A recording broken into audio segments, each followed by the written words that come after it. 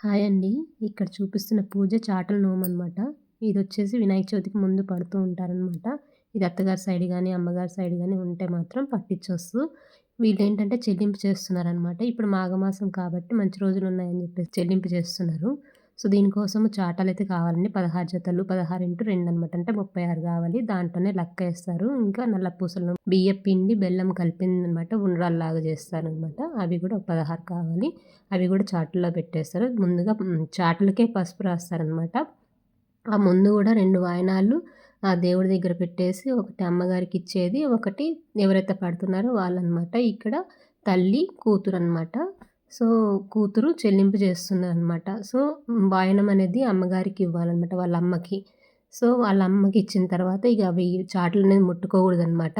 అట్లా మూసేశారు చూడండి. అసలు చూడకూడదు. ఇంగా అందుకోసమని.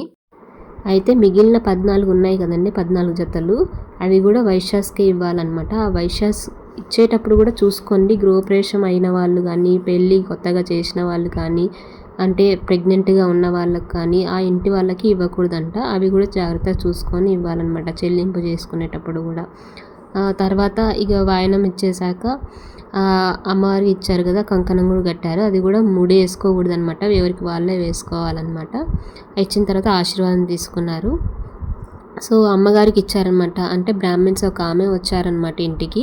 మిగిలినవైతే వేరే ఇంటికి పంపించారు. అంటే ఎవరి ఇంటి వాళ్ళకి పంపించేశారనమాట. అంటే వాళ్ళు ఒకవేళ వస్తా అంటే ఇవ్వచ్చు. లేదు అంటే వాళ్ళకి ఇంటికి కూడా పంపించొచ్చు అనమాట.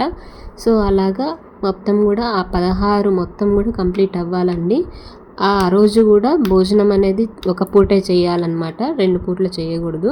ఒక పూట మార్నింగే బ్రేక్‌ఫాస్ట్ కూడా చేస్తే చేయొచ్చు. లేకపోతే లేదు. అది ఓపికని బట్టి. సో, పూజ చేసినప్పుడు కూడా ఆ కథ ఉంటది. ఆ స్టోరీ అనేది చదువుకోవాలన్నమాట. నాకు తెలిసిన ఇన్ఫర్మేషన్ మీకు చెప్పాను. నచ్చితే లైక్ చేయండి. మీరెవరన్నా ఈ నోము పట్టాలనుకుంటే పెద్దవాళ్ళని కూడా ఒకసారి కనుక్కోండి. Thank you.